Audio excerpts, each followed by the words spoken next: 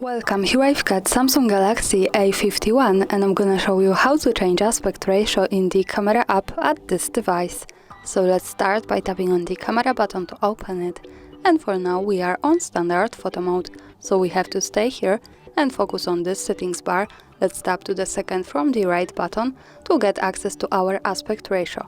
As you can see, we are in 3 and 4. 3 and 4 is also available with 48 megapixels, the best possible resolution at this device. So this is how to get access to it. And now let's move to 9 and 16. So as you can see, the background has changed to the longer one. And we can see the difference.